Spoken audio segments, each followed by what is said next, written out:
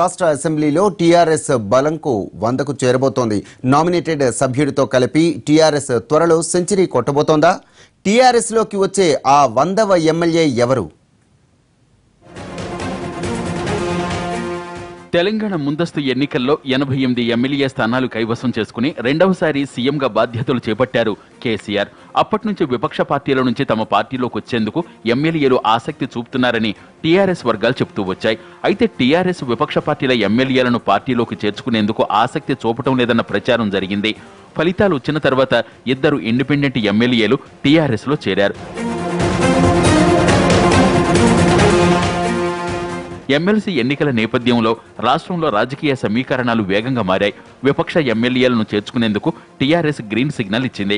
దీంతో ఇప్పటికీ కాంగ్రెస్ నుంచి 7 ఎమ్మెల్యేలు టీఆర్ఎస్ లో చేరుతున్నట్లు ప్రకటించారు. ఇటు టీడీపీ ఎమ్మెల్యే సండ్ర వెంకటవీరయ్య కూడా టీఆర్ఎస్ లో చేరతారని ప్రకటించారు.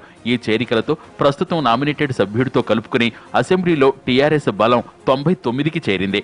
దాంతో టీఆర్ఎస్ త్వరలో సెంచరీ కొడుతుందన్న చర్చ రాజకీయ వర్గాల్లో మొదలైంది. కొత్తగా వచ్చి చేరే ఆ 100వ ఎమ్మెల్యే ఎవరన్న అంశంపై రకరకాలుగా చర్చలు జరుగుతున్నాయి.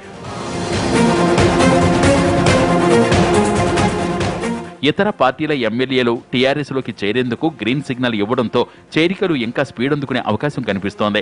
త్వరలో అసెంబ్లీలో టీఆర్ఎస్ బలం 100 దాటడం ఖాయంగా కనిపిస్తోంది. మరి టీఆర్ఎస్ స్కోర్ను సెంచరీ చేయించే ఆ ఎమ్మెల్యే ఎవరవుతారో చూడాలి.